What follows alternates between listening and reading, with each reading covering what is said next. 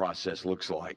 So that's what you see on page 5 and going over into page 6. And I think, Representative Almond, I think that was anything that I had involvement with was mainly just doing those clarifications. So I'm happy to answer any questions about those, but Representative Almond may know about some of the other technical amendments that were made. I believe you were the one and only working on this over spring break, Mr. Faulkner, so everything else was in here already from last time. So I think I want to go back to the Representative Faulkner's questions. There was some discussion last meeting by several members, and again, not in opposition to the concept of the bill, but there were some technical concerns, some concerns about, as you mentioned, some of the board, the doctors, just some of the things that need to be clarified. And so I appreciate Representative Faulkner, Senator Gavan, Representative Alvin, all of y'all working together, like you said, over spring break.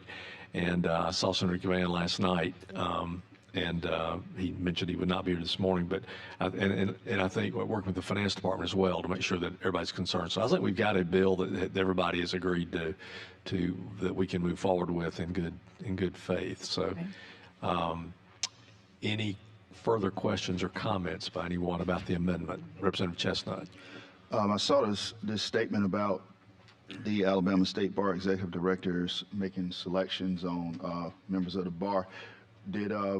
Was Judge Bozeman, was she a part of this? Say that again, Representative. The Executive Director, Judge Bozeman, was she a part of this? I personally did not speak to her. I did speak and had a lot of conversations with Susie, who is the, Yeah. Yeah, if you speak to Susie, Liaison. to her. okay. Yeah. This was the language that they had, but it was citing, if you remember, on the original bill, it cites to the Students First Act. And when you go to that act, there's a bunch of stuff that really has no application to this, but you find the procedure in there. So what we did is we just pulled the procedure from that and put it into this bill so it would be very clear what was happening when you had an appeal. Gotcha.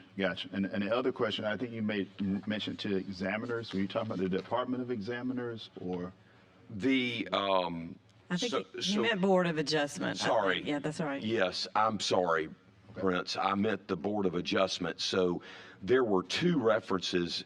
This bill takes the original language of how our school employees had to handle their claims for on-the-job injury, and they would go to the Board of Adjustment. Well, we added the new language, as you see there on page 9. Mm-hmm. That's where the new language was added in the bill. So, but the old language was amended in the first part of the bill, and it still had 2 references to the Board of Adjustment.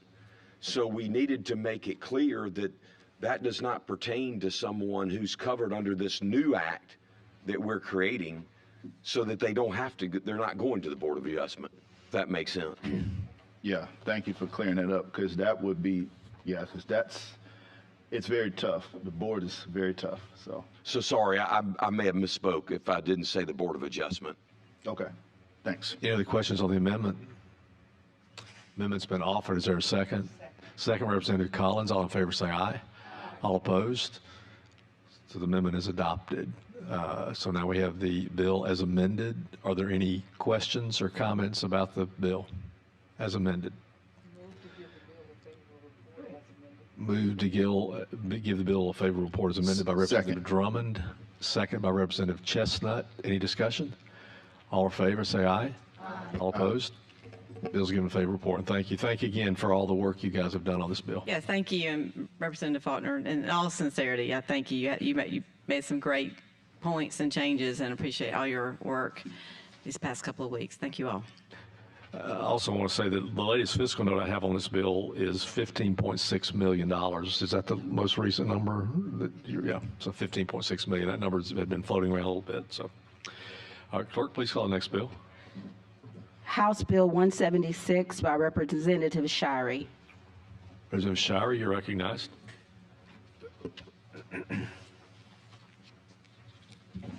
Thank you, Mr. Chairman. Committee, sorry for being late today. I got the wrong time.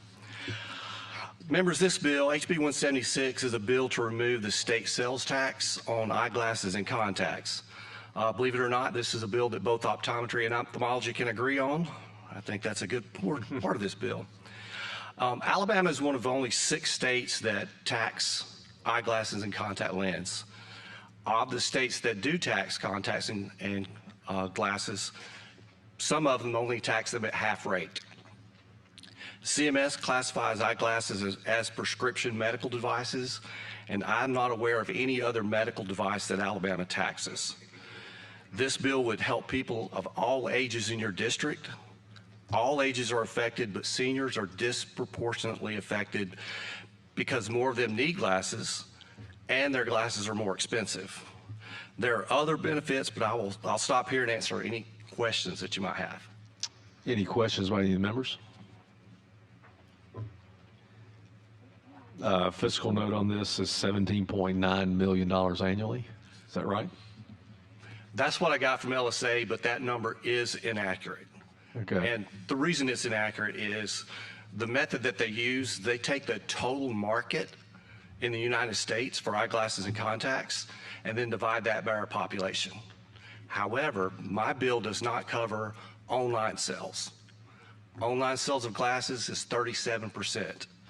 Online sales of contact lenses is 22%. And if you look at our state population, 20% of our population is on Medicaid and do not pay taxes. So by my calculations, the fiscal note should be more like 11.3 million. Okay. So, any questions, Representative Keel? I was waiting on Representative Allman to ask this question, but does this exempt both state and local taxes? It does not, just the state. Okay. Is there an opt-in There's opportunity? opt-in for the counties and the cities. Okay, thank you. Any other questions? I'll entertain a motion. I have one question, Mr. Chairman. Representative Faulkner. Representative, what did you mention this and I missed it, but what about other states? How do they deal with this? So Alabama is only one of 6 states that taxes eyeglasses and contact lenses. Of those 6 states, some of them only tax them at half rate. Most states do not tax glasses and contacts. Okay. Do their local still have, is there still a local tax in these There's other not. states? Okay. They're exempt. Okay. And insurance companies, I don't know if you know this or not, but vision companies do not pay sales tax. That's all the responsibility of the patient themselves. So it makes it very difficult for us as a small business to actually calculate what those taxes are, because a lot of times it's 30 days before we get reimbursement. And that's the only way that you'll know exactly what taxes need to be paid. So most of the time we're overpaying those taxes, and it comes out of the business. Any other questions? I'll entertain a motion. Motion by Representative Colvin. Is there a second? Second, Representative Collins. All in favor say aye. All opposed? Bill's given favorable report. Thank you, sir. Thank you, Commissioner. Thank you. Clerk, please call the next bill. House Bill 86 by Representative Collins.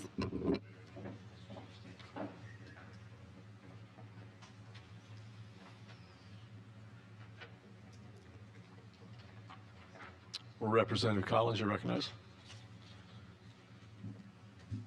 Thank you, Mr. Chairman. Thank you, committee. I'm very excited to present House Bill 86 to you. I think we got you a sub for it. I think you've heard about this bill now. This is our 3rd year, so we're going to hope the 3rd year is the charm. Trying to address the problem of keeping rural health care available in those rural areas as we promote infrastructure with great education and with great broadband and with great road and transportation issues. If we don't provide health care, we're still not going to be able to recruit workforce in those areas. This bill has been worked on a little bit, therefore we had the substitute that you received a copy of and that's in your folder. trying to agree with everyone that had input on this to move it forward is why there have been these changes. Some of the changes from the last 2 years that you've had is that some of our hospitals actually wanted to create a program where their people could support rural hospitals in that area, and so having a third party has been added to this. What that would let them do, and I will say from my hospital, they could support other hospitals even though they're not a rural hospital, but they feel very strongly about that, and I have found my employees at our hospital to be some of the most generous givers that I have seen because they know how important this is. So that sets that up. It also sets up a ability for a process so that you can designate which hospital you want to support, and then when there reaches a limit, that can go to support those in the highest need. And so we've tried to cover our bases with everything. We do have the substitute. It's really, other than those changes, it's not been a lot. I appreciate the people that are here today. I counted my support letters, and I had over 12 letters that have been emailed and all supporting. I've had calls all over. And so, Mr. Chairman, I'm happy to answer any questions. Most of my discussion this morning has been on the changes that were in the substitute since we've talked about the bill the previous years. So is there a motion to adopt the sub? So move. Representative Chestnut makes a motion to adopt the sub. Second, Representative Faulkner. All in favor, say aye. Aye. All opposed? So we're on the sub now. So if you don't mind, let's just, I know we've talked about this for a couple of years, but if you don't mind, I want to go down the analyst report that we have before us and just kind of hit the highlights of this at maybe 200,000 feet. This would establish a 7-member, is it 7 or 9-member board now? It's 9 now. That's in the sub. 9-member Rural Hospital Development Board. Would establish criteria for hospitals to participate, would allow taxpayers to claim a state income tax credit, a financial institution excise tax credit, insurance premium tax credit, or utility tax credit for donations to eligible rural hospitals, which donation can be used for certain allowable expenses. There's a limits to this. For example, a single individual would be limited at $15,000 credit. Pass-through entity, $450,000 credit. So there's some limitations on that, and the credits are not transferable or refundable, and they may be carried forward for 3 consecutive years. This bill has a cap. The total credits under this bill would be $20 million in Correct. 2026. Going to 2025, to 25 million in 2027, and then from 2028 through 2030, $30 million. And then it this bill sunsets. this would sunset in 2030, so we'll have an opportunity to evaluate whether this program is effective or whatnot.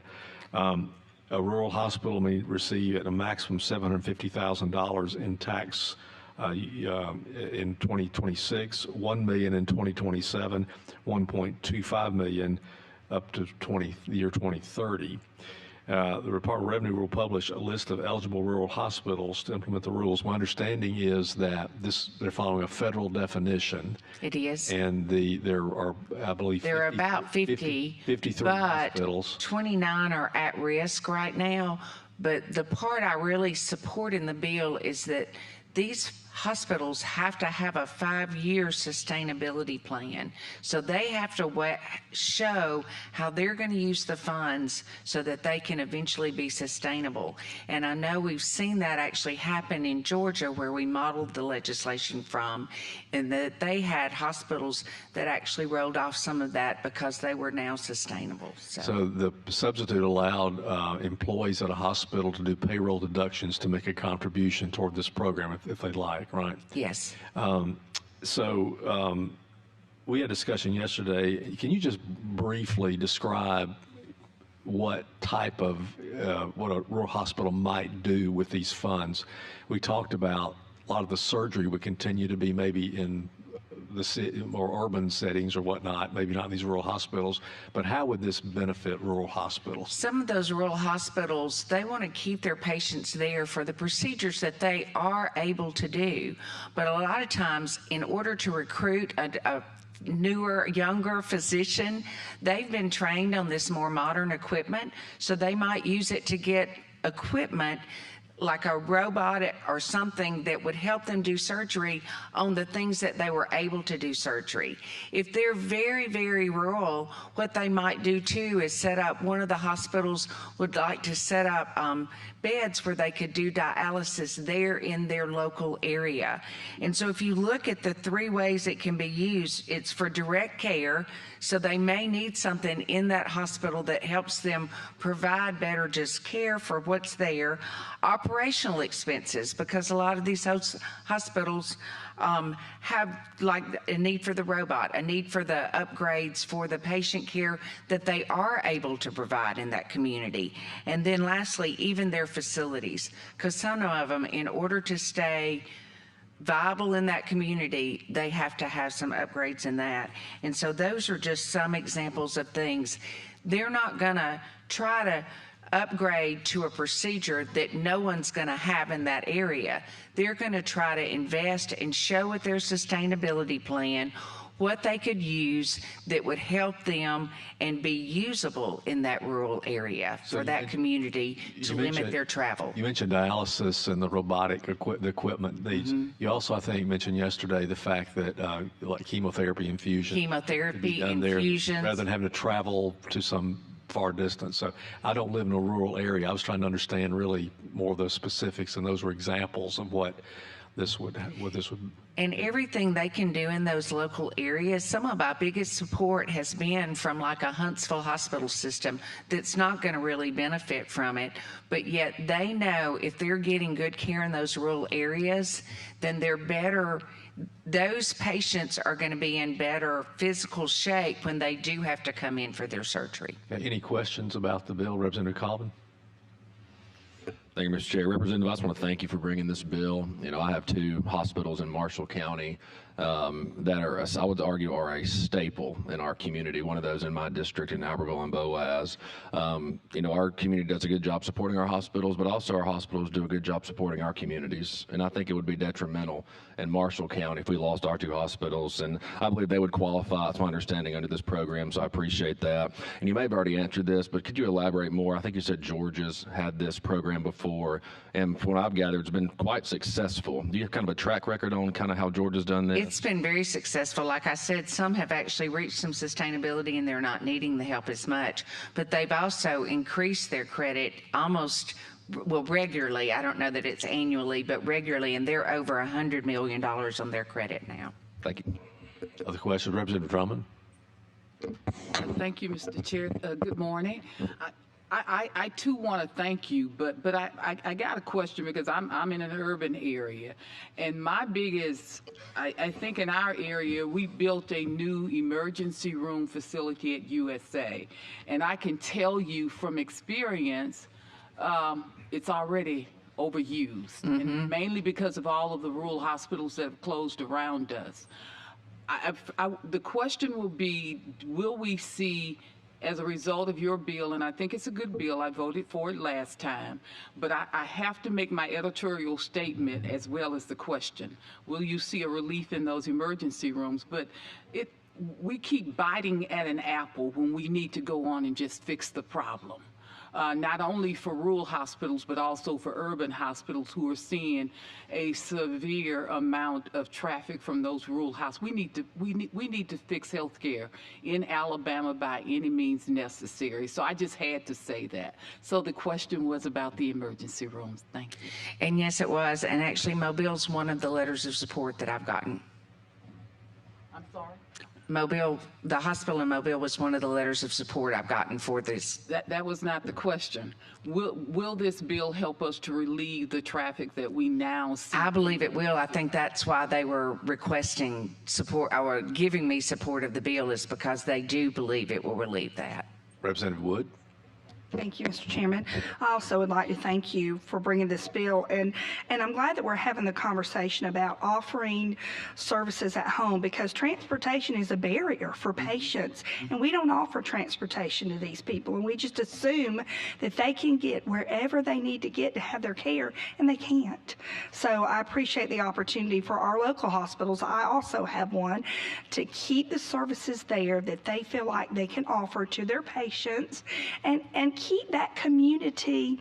I think it's important that we have community services so that they understand, the community as well, why we try to do what we do to save our hospitals. And so it gives not only jobs locally, but it gives care locally. So I appreciate this bill, and at the right time, I'd like to give it a favorable report. Before we do that, let me just mention too, the fiscal. We actually have an extra amendment we you got did? this morning. Okay. It was laid on your desk. Okay. Thank you. Why don't you go ahead and explain the amendment? Okay, it's very, very technical in nature. One came in Friday from Revenue, and it's just changing some of the language so that it's more accurate on the how it's going to work, and the other one was from the utilities, just clarifying that language. If you look at it, I can read the amendment for you, but it's on line 225, and it's for qualified donor that is taxed as an electing pass-through entity under this section 40 of the code. 100% of the qualified donations to the taxpayer made. That's the change. It was just a clarification. 232 line is pro rata based according to the percentage of ownership in the entity or the limitations set forth in this section. And then 254, line 254 is upon receipt of the qualified donation, the recipients shall submit to the department certification of, and it was truly, there were just clarifications of that, how the credits would track. Any questions on the amendment? Representative Chestnut. Yes, who recommended the amendment, this last-minute amendment? Revenue had one that they sent in on Friday, and utilities had one. Okay, what does the AHA think of these amendments? Okay. Supportive. Okay, I move to accept the amendment. Representative Chestnut moves to adopt the amendment. Representative Baker seconds. All in favor say aye. Aye. All opposed? Okay, amendment's adopted. Before we take up the motion by Representative Wood, I want to mention that the fiscal note, of course, is there's a cap of $20 million in year one, $25 million in year two, $30 million in year three. But you recall that this applies to state income tax credit, financial institution excise tax credit, insurance premium tax credit, utility tax credit. So therefore, this is both a split with the general fund and the education trust fund. We don't really have a hard number on which is which, but the best estimate is that it's about 50-50. So the That's our 20 guess, million is of the what it 20 will million be. cap at 10 million out of the ETF, and the other would come out of general fund. So Representative Wood has made a motion. We adopt the bill as amended. Second. Seconded by Representative Baker. Any discussion or questions? All in favor say aye. Aye. All opposed? Bill's given a favorable report. Thank you. Started my day really well. Thank you, Mr. Chairman, and thank you, committee. So thank you. Now that concludes our bills. Now we have presentations by several of the groups here that we are excited to have. We want to welcome first up, and we guys, maybe 10-15 minutes, so just kind of give us an overview of what's going on. We appreciate all of you. But first we'll start with Matt Massey, the president of the Alabama School of Cyber Technology and Engineering. Thank you, Chairman Garrett, and thank you, committee. Thank you, Representative Daniels, for serving on our board. Matt Massey, it's a privilege to speak to you today, and as growing up in public schools in South Alabama, where both my parents were teachers and coaches in the school, getting my first teaching job, and then marrying the English teacher across the hallway. When I taught math, it was I feel like it's kind of a family business, and it's been a lifelong passion. I had the opportunity to serve as superintendent of Madison County Schools for just about 5 years, and then got hired to start up this school. And we are in our 5th school year right now. Next year we'll have 400 plus students. And we get our funding from you guys and the allocation in there. And then there's opportunities like in the supplemental that helps us with those capital type projects because we don't get local tax dollars to fund brick and mortar as typical local schools. So we greatly appreciate the support that you have from there and the mission of all these independent schools to house students from all corners across the state like we have. We have a pretty unique approach to things. We incorporate business into what we do. Our product is our students. We're producing talent.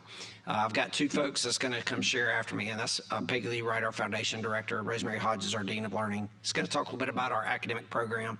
We believe our students learn both in and outside the classrooms, so they get experience to see what it's like in that workplace, and the goal is to keep that talent here at Alabama, and we got industry trying to gobble them up and to hire them when they get graduated, and to go to college here, and then to go to work as well. We have started hosting visitors, of course, from across the state, but also across the nation and the world. A couple weeks ago, we had a team from Poland that was a part of their cybersecurity national defense, seeing what we're doing, because everybody's starving for talent. Cyber threats are happening in all sectors, healthcare, finance, in industry. So it is, everybody needs that talent, and that's kind of what our mission is to do.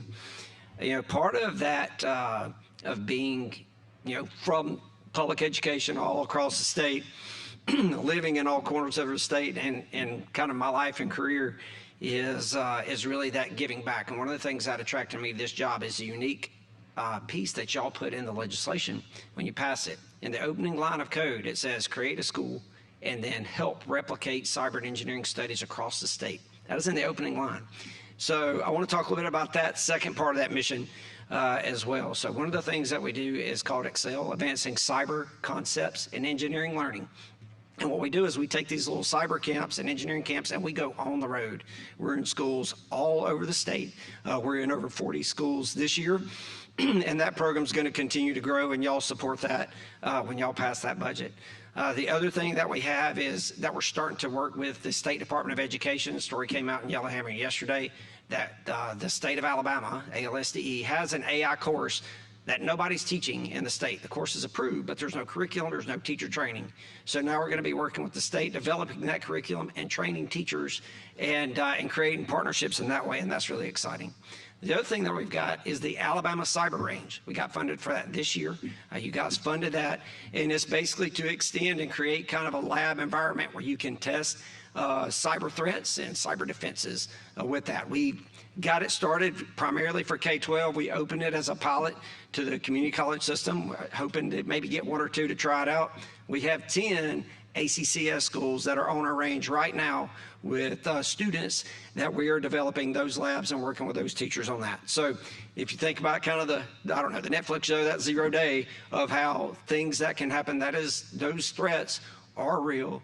And the way to combat that is to start the education process early, and then that's what we do. We've got kids in the 9th grade, and they're learning these skills, and they're going to be defending what is a state and national mention. And what I'm going to introduce now is Dr. Rosemary Hodges to talk a little bit about our curriculum, and then I'll take questions after our foundation director, Peggy Lee Wright, speaks. Good morning. Good morning. Thank you, sir. As President Massey just said, I am Dr. Rosemary Hodges, and I have had the pleasure of serving the state of Alabama for the past 30 years in education. 10 of those years in K-12 and 20 in higher ed, capping that career as sorry, I'm a little nervous. Capping that career as the interim dean in the College of Education at Athens State University. So all of that experience has given me the opportunity to prepare myself for this job as the Dean of Teacher and Student Learning. So I want to talk to you just for a couple of minutes about the differentiator for ASCTE. We have what we call our year-long internship. And that year-long internship is one of the only programs that our public school, has in the nation. We employ soft skills that we develop over 3 years in our students. They dress professionally every day coming into the school, and then they go to work 4 days a week from 9 to 1:45 every day, all year of their senior year. This unique internship is with our educational partners, with industry, our government, which is local, state, and federal, and higher ed. Presently, we have 21 agencies supporting 85 students.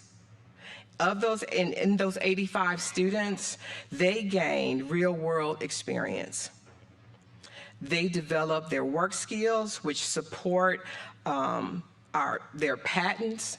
We have discovered that our students are having to go out here and get their security clearances. They are getting real jobs before they graduate. And so it also supports what we are looking for when we're developing relationships with tying our students back to Alabama. So they may go off to school, but they are coming back to North Alabama and they are anchoring in to Alabama. So when we talk about workforce development, when we're talking about kids going off to college, they are staying here.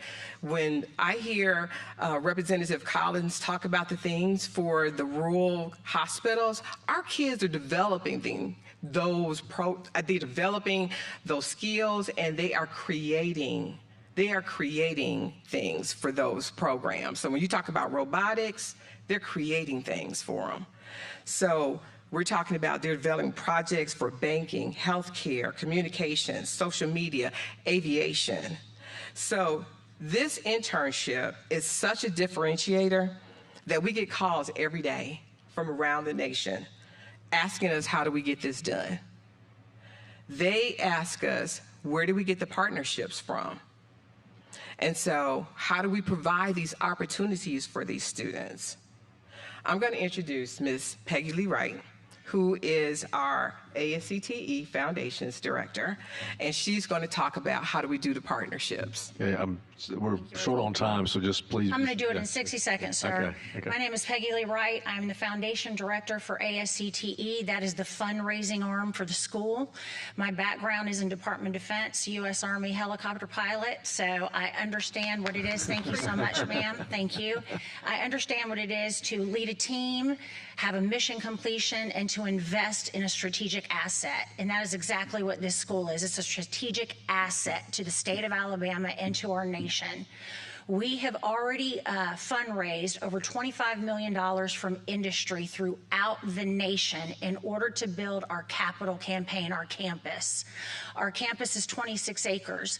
The academic building that we have, the boarding facility that we have, the gymnasium that we have broken ground on, that has all been given by industry throughout our nation. So my ask of you today, because I know how much you do for our state, I know how much you do in education, is to ask for your support for our capital projects so that we can continue to give opportunities to all of the daughters and sons of the state of Alabama. We need another dorm, and that is what I'm asking for. We need another dorm so that we are not turning brilliant young minds in the state of Alabama away because they're asking to be at our school and we have simply run out of room. So I appreciate you so much. Thank you so much. The fact that you're allowing 3 state schools to stand up here and talk to you about what our needs are speaks volumes about the importance of education in our state. So thank you so much. Thank you very much. Appreciate it. Dr. Massey, just one question. What percentage of your students are residential? Yes, sir. So we have about 35 to 40% are in residence, and the other has a day program that allows to commute in. Thank you. Okay. So in the interest of time, we're going to move on to the other groups, but I would encourage you, if you have questions, to hang around and let the members maybe speak with you. But we appreciate what you guys do, and certainly you're on a very impressive growth trajectory. Appreciate all you're doing. Next is Dr. Tim Mitchell, Alabama School of Fine Arts. Welcome. Thank you very much. We're going to go to north to south. Now we're in the middle of the state, so this is Birmingham. Yes. So thank you very much for the opportunity to speak with you today. You do have a hard copy in front of you if you need it. And we want to start right away. So 1971, we became the most unique public school choice in the state. And we became what's known now as a specialty school. We are state funded, as Matt mentioned. We take no local money, we take no federal operational money, and we provide a specialty, intensive, focused education in the arts, math, and science to students from grades 7 and 8 all the way through 9 and 12. So we have both middle and upper school. And we provide free boarding that is available to students from around the state. We don't have enough room in our dorms, so we'll get to that getting dorms thing too. But we now serve 30 counties. We would have the ability to serve more counties if we had more room in our dorm. Currently can only serve about 74 there. So students specialize in 6 areas. And this is where we're very different in the sense that we do a deep dive. I'm going to get to that in a minute. First, there's creative writing, also home to film, digital media, emerging new media. We have a dance department, music, theater, visual arts, and math and science. And math and science, like a number of schools around the country who mix arts and math and science in deep dive, shares our educational philosophy. That's why our school is focused on math modeling, applied work, engineering. All of our seniors do a senior portfolio project in research. And so they follow that same deep dive. We actually make them audition just the same as all the other students so they can talk about how they're going to use their math and science. The difference between us and the regular or the very fine district schools that we have, it's the deep dive. In the morning, our kids go, if they need an English class, they need to study a foreign language, they need a general high school class at an accelerated rate, they go and they have that class. But then after lunch, they have up to 5 hours in an extended day focused just in their specialty area with other high potential students like them and with practicing teaching artists and university level researchers. That's what we call having a deep dive plus a solid foundation. And I think that is why we have such extraordinary outcomes from our school. I'll just mention the top 10 because we don't have time for all of our student achievements. 40 of our music students this year are all state, whether it's jazz band, orchestra, choir, across the state. That's 40 of our students. Last year we had a kind of smaller senior class, 65 students. But they achieved $17.3 million in merit scholarship offers. Now that $17.3 million in merit scholarship offers is higher than our operational budget, so that's good return on investment. But it also went to over 90% of the class, so we really are an opportunity school in that way. And with the school being 49% students of color, about a third African American students, about a third socioeconomic diversity with low-income students, those merit scholarships make a huge difference, and they're going all across the country. This year we have 10 national merit finalists. We have 9 first-place winners at the Walter Trombauer Theater Festival. We have 6 presidential scholar candidates. We have 3 students selected for the Regeneron International Science and Engineering Fair, which is the most competitive student research competition in the world. We have 2 National Merit Commended Scholars. We have the first-place team in Science Olympiad that's headed out to Nebraska for nationals. We have 1 student researcher who presented at a university conference on global health leaders at Johns Hopkins University. For us, we think what we've done is, I guess I had those on a slide. For us, we think what we've done is create a place for these high potential, talented students to thrive and go as far in their studies and get as very, very good at what they do. And then we match that up with giving them future-proof skills, being a creative, maker, innovator, entrepreneur. These are the things that make our students homegrown Alabama artists and homegrown Alabama researchers, makers, and innovators. These kids who graduate are the kids you want on your team, whatever the team is. And we hear that from our alumni. We have one of our math and science folks just told me he's now the new Dean of Creative Arts at DePauw University. And another one who told me that he's now left the dance, I guess, to go and into founding an urgent care business, and he owns urgent cares across the whole state. So we see this transitional skill, this transferable skills, and they're really important. But we're at an exciting time in our school history. I know I must be talking a little bit, but I appreciate They'll be short. Yeah, I appreciate it. So we have just gone through a strategic planning process that led us to a campus master building plan. The building is 35 years old in the main part, and we are blocked from teaching and learning some of the areas that we did. So we studied very hard every square foot, every program, and we came up with a very comprehensive study, and we looked at every little part and said, what is the, beyond which our quality would drop? What do we need to be at? What is the interest, demonstrated interest? And so I'm not going to go through all of this, but we know we have a purposeful, intentional growth from 350 students to 425 students ahead of us. And we basically want to take this campus that we have, the existing on the left, and create this creative quad around which all 6 of our specialties can see each other and interact with each other and have university level facilities. So the green areas would be the new buildings, the yellow areas would be sort of renovated areas, and we have to grow in these particular areas. Visual arts, as you can see a little pictures there, is overlayered. We don't have room for it. We need to give them studios to have their portfolio program, so we want to put them on the top of a new building. And with math and science, we know that our labs were 25 years old. We focused on equipment, but now we have added 7th and 8th grade to give a better pipeline, and they're going to need more space. And interestingly, if you've ever been to our campus, we have a beautiful theater in the community, but we don't have theater classrooms. So we want to give them the theater classrooms that'll support that. Okay, and of course, the new dorm. Okay, well, thank you. So thank you so much. So Yes. a couple of things. I believe we had your 50th anniversary a few years ago. I believe that's right. That's right. And you were initially founded as the Governor's School, I believe. Is that right?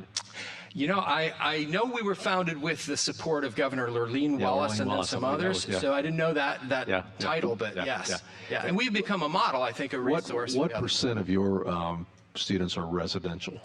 So right now, 25% are residential. Okay. And it seems to fluctuate between 20 and 25. We had to turn away 10 students last year from the girls' side of the dorm because we didn't have space for them.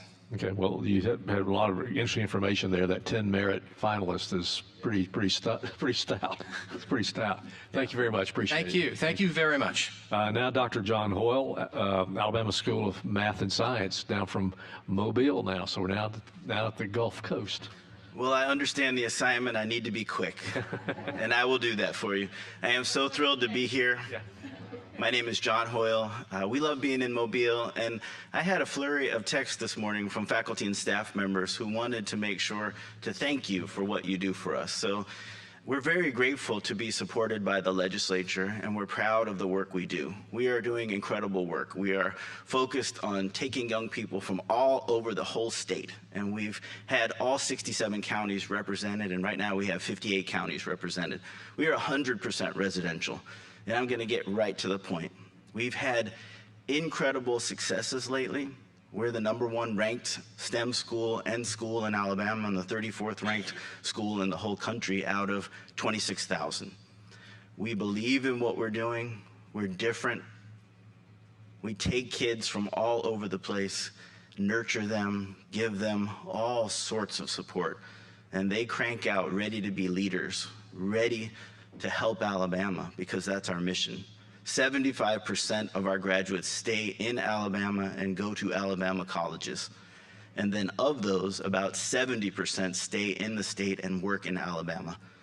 For example, you cannot go into a hospital in Alabama and not run into a doctor who was educated at the Alabama School of Math and Science. So we very much believe in the work we're doing. We live that mission every day, but we have run out of room. We have enough classrooms, we have enough teachers, we have enough staff, we have everything we need except one thing, and that is a new dormitory. Right now, we have 600 people who have applied for this school. There is a demand that is welling up right now for what we have to offer. And of those 600 people, unfortunately, we can only take about 102 of them. We have scoured the campus. We've turned storage closets into dorm rooms.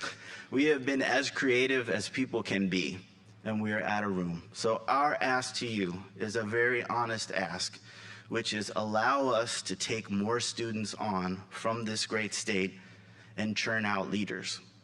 If we were to build a new dorm room, a new dorm facility, a new dorm building, we would be able to take about 100 to 125 more students, and that would increase our student body by a great deal. We think that there's a great return on investment for you, and so we hope that you will consider it this session, and we hope that there's supplemental funding out there for us. And I'll just say one more thing. The students who come to us, they come to us with great potential, but they're not just the best and brightest students in Alabama.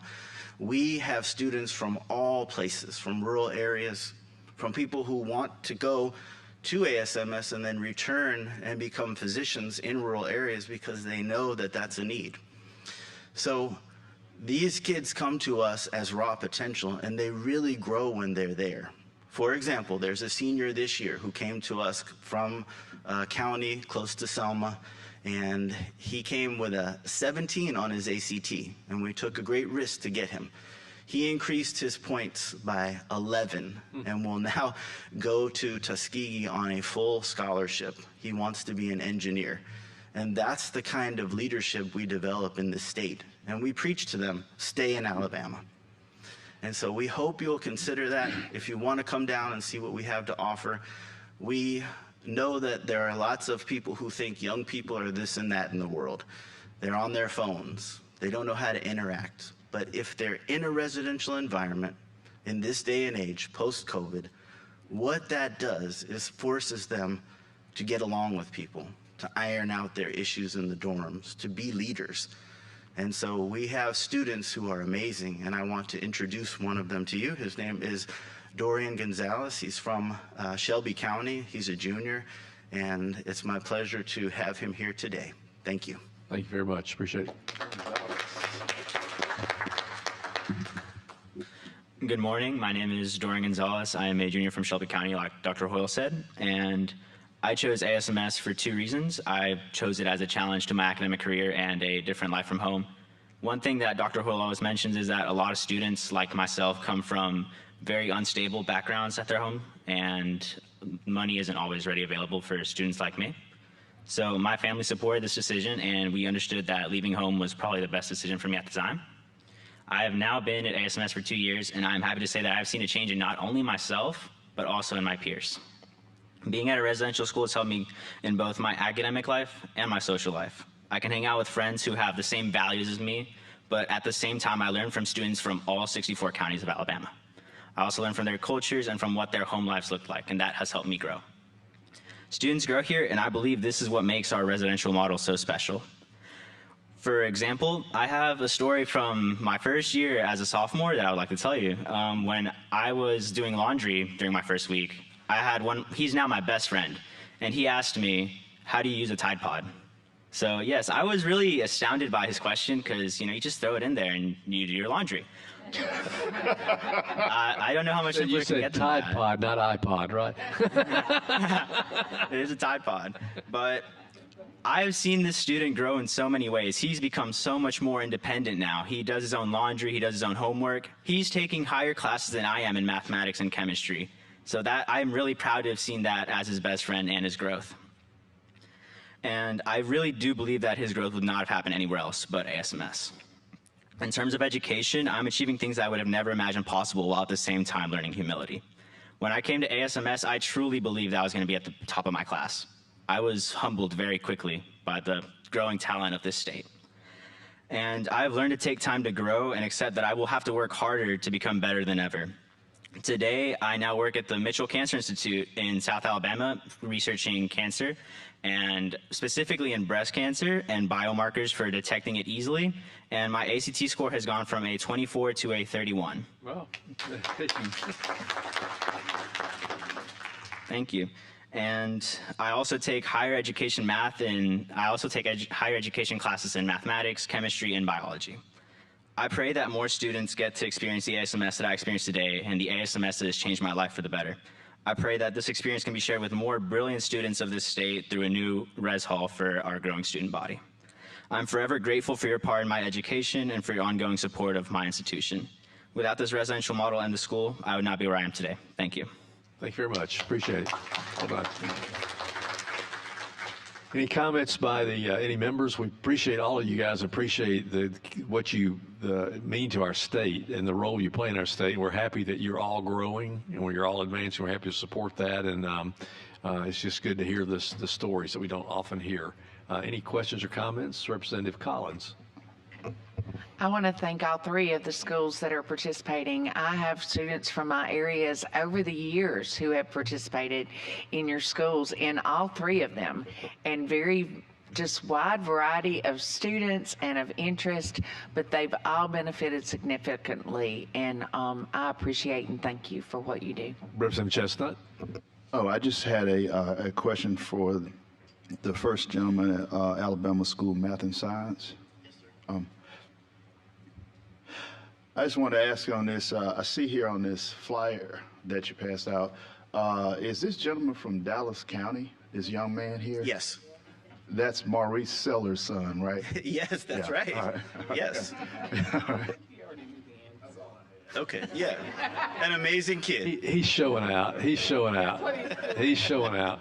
Thank you. Any other questions or comments by members?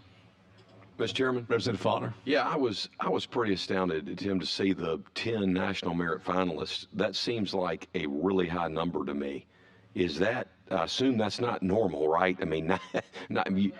It's getting normal. Last year we had 9. Oh, wow. So, also last year we had 2 presidential scholars go all the way through. So we're hopeful of the 6th that some of them will go through. It's very impressive. Thank you so much. Well, thank you again for making the trip today. I encourage you to hang around and let the members visit with you, and we appreciate what you're doing. With that, we stand adjourned. I guess you just ignored my